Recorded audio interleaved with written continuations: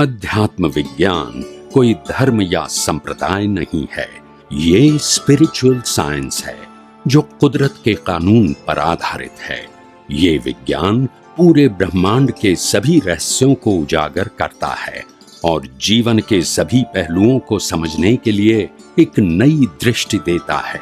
इसी को art of vision कहते हैं, दुनिया को देखने की एक नई दृष्टि, जो अध्यात्म विज्ञानी परम पूज्य स्वामी श्री कमलेशानंद जी के निर्देशन में सनातन सत्य का अनुसंधान कर हमारे जीवन को प्रकाशित करे। जय सच्चिदानंद। આપણે આ આપણે વાત થઈ રહી છે કે આપણે મોક્ષ માર્ગને લાયક અને સહાયક સંયોગો માંગીએ છીએ અને આપણો જે પુરુષાર્થ છે એ ચાર પ્રતિષ્ઠિત આત્માનો અજ્ઞાનને ખલાસ કરવાનો છે મૂળ તો અને અજ્ઞાનને ખલાસ કરવા માટે આપણે એટલું જાણવું દેશ માટે હું કોણ છું ને કરે છે કોણ, એટલે હું શુદ્ધાત્મા છું ને કુદરત કરતા જતા જે વ્યવસ્થિત કરતા આપણે કોઈ બરાબર છે એટલું તો આપણું ક્લિયર થઈ। હવે કે મારો આવતો અવતાર છે એમાં મારું કર્મ કઈ રીતે બંધાય અને મારું જે મૂળ જે પુરુષાર્થ છે અને કેળો ડેમમાં બાધક છે, જ્ઞાનાવરણ દર્શનાવરણ મોહની અને અંતરાય એ મૂળ બાધક છે, બરાબર ને? તો એ આવતા અવતારમાં હવે જે મારું અજ્ઞાન ખલાસ કરવાનો મારો પુરુષાર્થ કેવો હોવો જોઈએ અને એ આવતા અવતારમાં એ કુદરત કઈ રીતે નક્કી કરે કે મને કેવા જ્ઞાનાવરણ દર્શનાવરણ મોહની અંતરાય આવે અને મારા જે અવગાધી કર્મ છે જે નામ ગોત્ર આયુષ્ય અને વેદનીય એ કઈ રીતે બંધાય અને એ આપણે પ્રિન્સિપલી કઈ રીતે એને બાંધવા જોઈએ અને આ અવતારમાં આપણે જે અજ્ઞાન ખલાસવાનો પુરુષાર્થ છે એ આપણે ક્યાં સુધી જઈ શકીએ। એટલે માની લો કે હું અત્યારે 300 ડિગ્રી પર છું, એક એક્ઝામ્પલ કહું છું, અને મારો પુરુષાર્થ કેળો જ્ઞાન એટલે 360 સુધીનો છે, બરાબર ને? તો એ આ અવતારમાં ને આવતા અવતારમાં કઈ રીતે ક્લિયર થાય એટલે આપણા વિજ્ઞાનનો ઉપયોગ કરીને એના સંદર્ભમાં ઉભું છું, બરાબર બરાબર।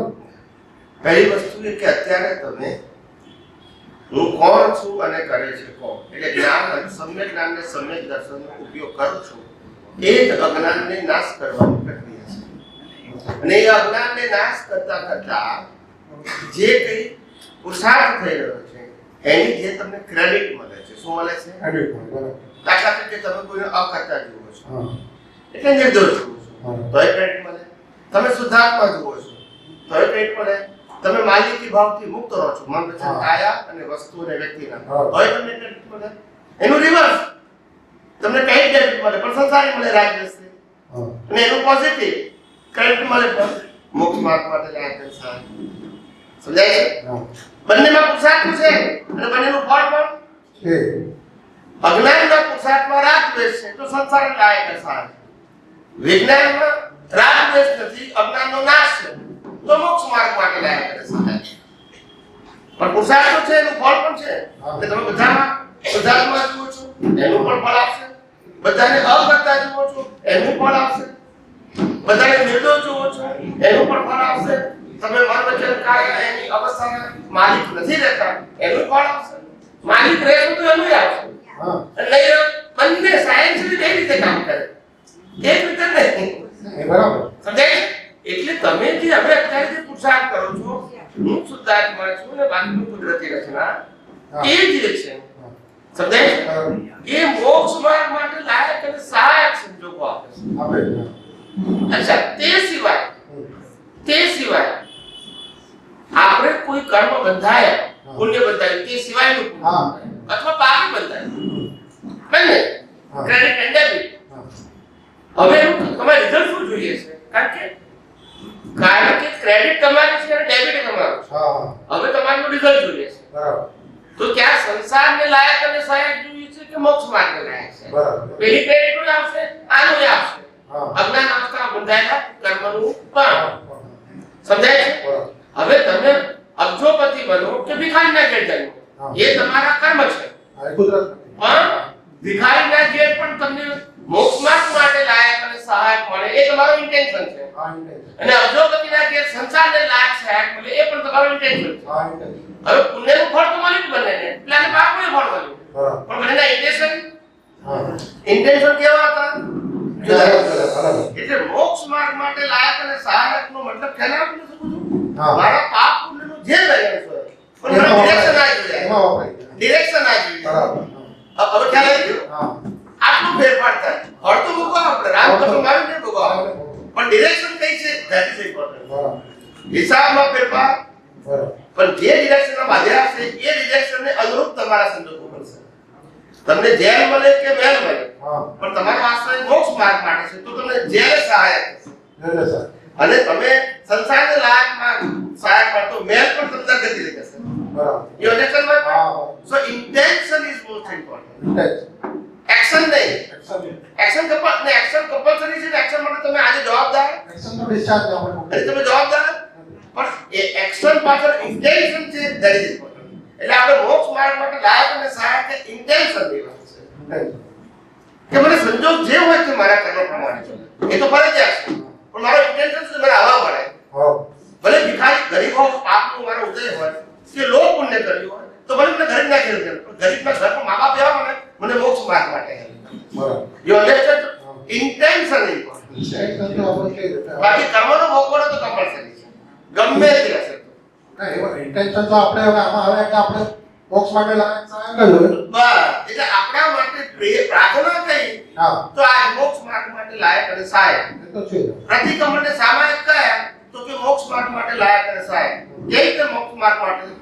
તો કહે છે કે આપણે માનો કે દોષ કોને ગણવાના? મન વચન કાયની ક્રિયાને નહીં. જ્ઞાન દર્શનનો ઉપયોગ ના થયો તેને દોષ ગણીએ છીએ. અને સામાયિક કોને કહેવાનું? આ કુદરતી કાનૂનને કુદરતને સમજવું એ આપણું સામાયિક છે. આપણે છૂટા રહ્યા. આ જગતનું સનાતન સત્ય સમજવું અને છૂટા રહેવું એ આપણું સામાયિક છે. અને ન રહ્યા તો એનું પ્રતિક્રમણ છે. પણ મન વચન કાયની ક્રિયાનું કે અવસ્થાનું એ આપણે કરતા હવે ખ્યાલ આવી ગયો? છૂટું પડી ગયું? સાહેબ બાકી પ્રકૃતિ ઉદય ક્રમમાં પ્રતિક્રમણ થાય તો વધે કરે.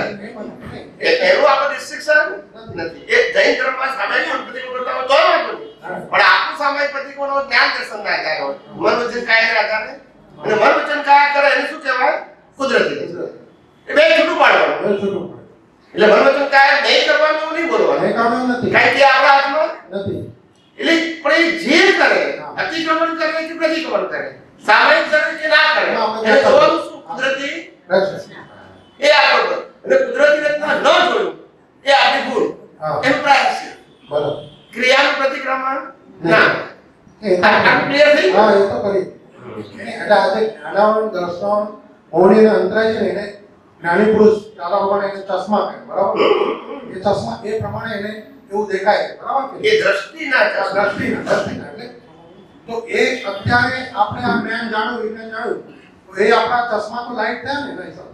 મોડા પડશે. મોડા પડે ને. તમે શુદ્ધાત્મા પદમાં રહીને કુદરતી રચના કરશો તો મિથ્યા જ્ઞાન, મિથ્યા દર્શન, મૌન્ય કર્મ ટકશે કઈ રીતે? હા, બરાબર. અંદર સત્તામાં છે પણ ઓગળશે ને. ઓગળશે. હા, એ ઓગળ. હવે તમને સંજોગો કુદરતી રીતે દેખશે. હા. પછી મોહ થશે, મોટ કર્તાપણું થશે, માલિકીપણું થશે. કારણ કે એ અંદર છે પણ એ ઓગળે છે. ઓગળે. કારણ કે હવે તમે મિથ્યા જ્ઞાન, મિથ્યા દર્શનને ઇરેઝ કરો છો. ઇરેઝ કરે. ઉકલે ત્યારે વિથ ધ હેલ્પ ઓફ સમ્યક જ્ઞાન ને સમ્યક દર્શન. હા. સમજાય છે? સમજાય. હું કોણ છું અને કોણ કરે છે, છું? કરે છે કોણ? એ તો અંદર અંદર દ્રષ્ટિ એ પેલું આ મન વચન કાયાના કર્મો ઉકલે છે હા. અને પેલું ઓગળે છે. હા. શું છે? પેલું ઓગળે છે. ઓગળે છે. કેમ? અજ્ઞાન ઉકલતા સંજોગોમાં અજ્ઞાન દ્રષ્ટિનો ઉપયોગ કરો. એટલે મિથ્યા જ્ઞાન, મિથ્યા દર્શનનો ઉપયોગ કરો તો કર્મ બંધાય હા. અને જ્ઞાનાવરણ દર્શનાવરણ બે કર્મ દૂર થાય. આમાં હવે તમે વિજ્ઞાનનો ઉપયોગ કરશો તો પેલાનો ડિસ્ચાર્જ થશે હા. અને જ્ઞાનાવરણ મોની કર્મ મોડા પડશે. બંને પેરેલલ થાય. બરાબર. કાં તો મજબૂત થાય ને કાં તો ઢીલા પડે. ઢીલા. સમજાય છે? બરાબર. પેલું ઉકલે ના ઢીલું પડે. આ જ પ્રક્રિયા છે. હા. બીજી કોઈ પ્રક્રિયા નથી. અચ્છા. સમજાય છે? બરાબર. આપણે એડવાન્સમાં આપણી સત્તામાં રહેલા જ્ઞાન આવરણ, દર્શન આવરણ, મોહની કર્મને એડવાન્સમાં જોવાની જરૂર નથી. બરાબર. કારણ કે એડવાન્સમાં તો કઈ જોશો? એડવાન્સમાં તો પ્રકૃતિ જોવાય હા. જે થઈ ગઈ છે. ને પ્રકૃતિમાં ઉડાવ કરવાનું નથી. નહીં તો પાછી એક માયા લઈ જાવ. હા, પાછું એમાં. મેં કર્યું તું, મારે ના કરવું જોઈએ, મારાથી થઈ ગયું, મારાથી ભૂલાઈ ગયું, આમાં થાય ને. હા. એટલે એમાં પડવું એમાં નથી પડતા હવે. ઉકલતી વખતે જાગૃતિ રાખવાની હા. કે કુદરતી રચના દેખાય કે નહીં, હું શુદ્ધાત્માનું લક્ષ્ય રહ્યું કે નહીં, બસ આ જ આપણો પુરુષાર્થ. બરાબર. ને આ જ પુરુષાર્થથી કર્મોની પણ હીરા થશે અને મિથ્યા જ્ઞાન, મિથ્યા દર્શન, મોહનીય કર્મો મોડા પડતા જશે, ઓગળતા જશે. ક્યાં મજબૂત થાય, ક્યાં મોડા પડે? કારણ કે મિથ્યા જ્ઞાન, મિથ્યા દર્શન, મોહનીય કર્મ એક અવતારના નથી, એ તો કેટલા અવતારના છે. ખ્યાલ આવ્યો? ઘાતી કર્મો, નવા કર્મો બાંધવાનું રો મટીરિયલ છે. અને એ ઘાતી કર્મો તો કોગ્નિટિવ છે. નામ કર્મ, ગોત્ર કર્મ, વેદનીય કર્મ, આયુષ્ય કર્મ, એમાં આપણું ચાલે એવું નથી. ચાર થયેલું ડિસ્ચાર્જ છે. પણ પેલામાં આપણે પુરુષાર્થ કરી શકીએ એમ છે, એને મોડા પાડી શકીએ એમ છે, એને ઇરેઝ કરી શકીએ એમ છે, અને ક્યાં તો મજબૂત પણ કરી શકીએ. એ રીતે કરી શકીએ. એટલે ત્યાં જાગૃત રહેવાનું છે. જગત બહાર જાગૃત રહેશે, જ્ઞાન કે અંદર જાગૃત. ખ્યાલ? ચિત્રામણ અંદર થાય છે, બહાર નહીં. બહાર તો બધું ઉપલી રહે છે. હું કોસ્ટ અંદર જ પડે છે, બહાર તો પડતું નથી. અને આ બીજું કે આપણે કીધું ને કે સ્થૂળ, સૂક્ષ્મ, સૂક્ષ્મતા અને સૂક્ષ્મતમ, એનો કેવી રીતે ભેદ પાડવાનો? આપણે બહારની અવસ્થાની છે એને આપણે માનો કે સ્થૂળ આપણે માનીએ છીએ, પણ એ સ્થૂળ, સૂક્ષ્મ, સૂક્ષ્મતા અને સૂક્ષ્મતમ ક્યાં ક્યાં આવે? એટલે આપણે જો ત્રણ, આમ ચાર કીધું છે, પણ છે ત્રણ પ્રકાર: સ્થૂળ, સૂક્ષ્મ અને કારણ. હા, છે કેટલા? ત્રણ છે. બધા પુસ્તકોમાં લખ્યું છે, જૈનિઝમ, વેદાંત, બધામાં લખ્યું છે. સ્થૂળ, સૂક્ષ્મ, કારણ ત્રણ જ. સ્થૂળ એટલે આ દેખાય છે, સૂક્ષ્મ એટલે ડિસ્ચાર્જ અંતસ્કરણ, અને કારણ એટલે બે ભાગ. કારણ એટલે કોઝ, એટલે બે ભાગ: મોક્ષ માર્ગ માટે લાયક અને સહાયક, ને સંસાર માટે લાયક અને સહાયક. બે પ્રકારના છે. સંસાર માટે લાયક સહાયક હોય એને સૂક્ષ્મતમ કહેવાય, અને મોક્ષ માર્ગ માટે લાયક થાય એને સૂક્ષ્મતમ કહેવાય. પણ સ્થૂળતમ થી સૂક્ષ્મતમ સુધી તમામ સંસારની અવસ્થાઓનો આ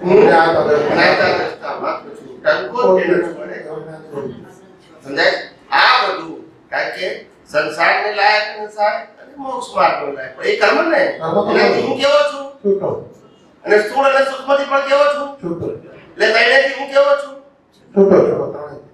હવે સમજી ગયા? સમજાય? આ ના સમજાય બધાને. હા, એટલે એ શબ્દ આવે છે, શબ્દ તો ખબર પડે બધાને, પણ શબ્દનું મર્મ એટલે ક્યાં અડે છે ને આપણને આપણા પુરુષાર્થમાં, અને બીજું આમાં ક્યાં આપણને અડે છે એ સમજવાની જરૂર છે ને.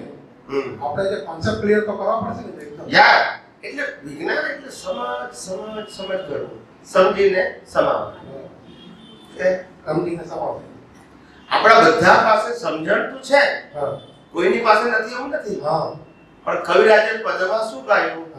સમજણ ભૂલ વગરની થશે, તેથી તારો મોક્ષ થશે.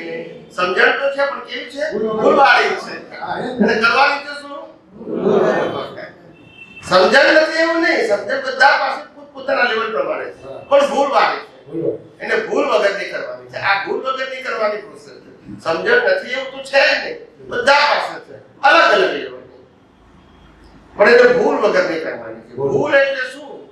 ભૂલ એટલે રિલેટિવ સત્યનું દ્રષ્ટિ સેટ પણ હોવી જોઈએ નહીં. માત્ર સનાતન સત્ય કે જે કુદરતના કાનૂન ઉપર આધારિત છે અને અપરિવર્તનશીલ છે, અને જીવ માત્રને એક જ સરખું લાગુ પડે છે. એ માને કે ના, એ સમજવાનું છે. રિલેટિવ સત્ય તો બધાને ખબર છે, સનાતન સત્ય નથી. અને એના કારણે અજ્ઞાન જતું નથી. અજ્ઞાન બદલાય પણ જાય નહીં. જાય પાછું એક રિલેટિવ સત્યથી બીજું રિલેટિવ સત્ય જાણો એટલે અજ્ઞાન બદલાયું પણ જાય પાછું ગાઢ થાય. પાછું ખાય. એટલે એટલે આ અહીંયા વિજ્ઞાન કામ. હા, નહીં બરાબર. અને જ્ઞાની પુરુષની બળિયારી છે હા. કે જે જ્ઞાની પુરુષ છે આ જગતની અંદર ધર્મના માર્ગને વિજ્ઞાન શબ્દ આપ્યો. અત્યાર સુધી હિન્દુસ્તાનમાં કોઈ પણ ધર્મ ગુરુએ વિજ્ઞાન શબ્દનો પ્રયોગ ટાઇટલમાં નથી કર્યો. વિજ્ઞાન શબ્દ બોલે, સત્સંગમાં બોલે છે, ગીતામાં છે, વેદાંતમાં છે, આગમમાં છે, વિજ્ઞાન શબ્દ છે, પણ ટાઇટલ આપ્યું ધર્મ. જૈન ધર્મ, વૈષ્ણવ ધર્મ, શિવ ધર્મ, સ્વામિનારાયણ ધર્મ. દાદાએ અક્રમ વિજ્ઞાન. એટલે આ બહુ મોટા મોટો શબ્દની કિંમત નથી, શબ્દના યુઝની કિંમત છે. મુક્તિના માર્ગને ટાઇટલ આપ્યું વિજ્ઞાન. અહીંયા ધર્મ શબ્દની ક્રિયા આપ્યો. શું હતું? કરવાનું, ફોલો કરવાનું. સમજાય છે? હા પુણે હા. અને વિજ્ઞાનમાં કશું કરવાનું નહીં. દાદા ભગવાને પહેલું જ આપતા સૂત્ર આપ્યું, તારે મોક્ષે જવું હોય તો કઈ જ કરવાની અને સંસારમાં ભટકવું હોય તો મત કરવાની. પહેલું સૂત્ર છે કે નહીં? એટલે જેને સમજ્યું છે એને ઈશારો કાપી છે, અને ના સમજ્યું હોય એ આગો આપતો સૂત્ર વાંચી નાખે તોય ના સમજે. સમજી જાય? ખ્યાલ આવે? એટલે આ એક પહેલું વાક્ય આપ્યું વિજ્ઞાન, પહેલો શબ્દ આપ્યો વિજ્ઞાન, જ્ઞાની પુરુષ. બીજો એમને શબ્દ આપ્યો આ અક્રમ વિજ્ઞાન દ્વારા, કે પહેલો વિજ્ઞાન શબ્દ આપ્યો, બીજો શબ્દ આપ્યો એમને કે આ પ્રતિષ્ઠિત આત્મા. શાસ્ત્રોમાં એવું લે એમનો યુનિક શબ્દ છે. યુનિક શબ્દ છે, એ એમની શોધખોળ છે, એ એમની અનુભૂતિ છે. દેહ અને આત્માની વાત બધા શાસ્ત્રોમાં છે, પ્રતિષ્ઠિત આત્માની શબ્દ જ નથી. આ એમની શોધખોળ કહેવાય, આને સાયન્સ કહેવાય. દુનિયાને ખબર પડી કે પુરુષાર્થ કોણ કરે છે. અત્યાર સુધી તો પરિણામે આ ભોગવે છે એટલે પુરુષાર્થ એટલે બધી પઝલ તો કયા ભાગને પુરુષાર્થ કેવો, કયા ભાગને પરિણામ કેવું ખબર કેવી પડે? એને છૂટું પાડ્યું કે પરિણામ ભોગવનારો જુદો અને પુરુષાર્થ કરનારો જુદો. ખ્યાલ આવ્યો? પરિણામ ભોગવનારો પુરુષાર્થ કરી શકે નહીં અને પુરુષાર્થ કરનારો પરિણામ ભોગવે નહીં. પરિણામ ભોગવવા માટે તો બોડી જોઈએ, એટલે જે પ્રતિષ્ઠાત્મા જે પુરુષાર્થ કરે છે એ પરિણામ ને જે પરિણામ ભોગવે છે એ પુરુષાર્થ નથી કરતો, કારણ કે તો બોડી બની ગયો હોય તો પ્રોગ્રામ પ્રમાણે પ્લે કરવાનું છે. એમાં પુરુષાર્થ આખું બંને શું થઈ ગયું? વિજ્ઞાનમાં છૂટું પડ્યું. લાઈન ઓફ ડિમાર્કેશન, પરિણામ વાળા ભાગમાં પુરુષાર્થની અને પુરુષાર્થ વાળા ભાગમાં પરિણામની. એટલે ડ્યુઆલિટી ના રહે. સમજાય? પ્રતિષ્ઠિત આત્મા. અને ત્રીજું એમને આપ્યું વ્યવસ્થિત શક્તિ. અત્યાર સુધી આપણે બધા કર્મનું ફળ, ઉદય કર્મ આવું માનતા હતા. ખ્યાલ કે મારા કર્મનું ફળ છે, ઉદય કર્મ છે, પણ એનું રેન્જ લિમિટેડ હતી. જ્યારે વ્યવસ્થિત શક્તિ એટલે હોલ યુનિવર્સની વાત છે. સૂર્ય, ચંદ્ર, તારા, ગ્રહો, નક્ષત્રો, ગણતીઓ, તેજી, બંદી, કર્મ અને કર્મ ફળ, પ્રારબ્ધ, પુરુષાર્થ, કલાય, બંધન, મુક્તિ, આ બધી જ વસ્તુ વ્યવસ્થિત છે. એ આખું એમને સમજાય. એટલે આ વ્યવસ્થિત શક્તિ એ યુજ થઈ ગયું. એ વ્યવસ્થિત શક્તિ એમનું અનુભવ પ્રમાણે પણ સામાન્ય મહાત્માઓ એને સમજી શક્યા નહીં. એટલે આ સરળ વિજ્ઞાન નીકળ્યું. કુદરત, કુદરતી કાનૂન અને કુદરતી રચના, એનું એક નામ વ્યવસ્થિત. આ ત્રણ સમજો તો જ પેલું સમજાશે. એમણે પોતે કીધું ને મને સમજતા 10 લાખ વર્ષ લાગે. પણ આ સમજે કેમ કલાકમાં સમજી ગયા? તો પછી રાય શું બનશે? 10 લાખ વર્ષ લાગ્યા તો આપણને તો 24 થી 3 કરો પસાર કરી નાખે ત્યારે સમજાયું. ઋષભદેવ ભગવાન હતા એમના કહેવાય. હા બરાબર ના, આપણે કલાકમાં સમજી ગયા. કલાકમાં તો એનો આપણે કેટલા ભાગે કહેવાય? બેઝિક સમજી ગયા આપણે. એટલે ખ્યાલ આવે ને તે શબ્દના અર્થને શું કરવાનું મર્મ જોઈએ. શું જોઈએ? તે વ્યવસ્થિત શક્તિને સમજાવવા માટે આપણે કુદરત, કુદરતી કાનૂન અને કુદરતી આ ત્રણ સમજો. એનું એક નામ વ્યવસ્થિત.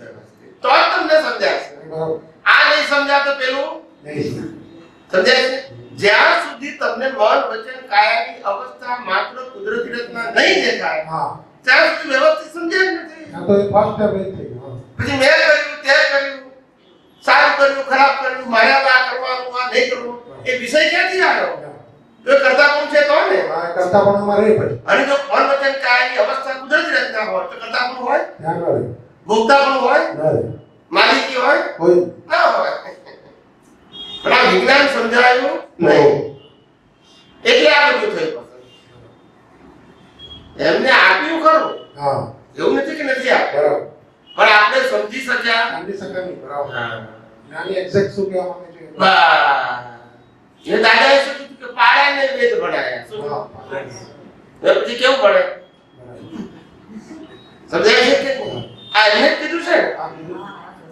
આ બધા માઇનસ માર્ક વાળાને જ્ઞાન આપ્યું છે. કેમ? હા માઇનસ અમે પેલા નક્કી કર્યું કે ભાઈ કોઈ ક્વોલિફાઈડ હોય ને જ્ઞાન આપવું એને તે 4 વર્ષ રાહ જોઈ, કોઈ ક્વોલિફાઈડ જ ના દેખાય.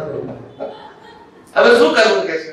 તો આપણે આ તો જ્ઞાન એમને લઈ જતું રહેશે. હા જો એટલે પછી દાદા કહે છે કે અમે નક્કી કર્યું જે અમને ભેગો થયો એ લાયક એ આવે. લાયક.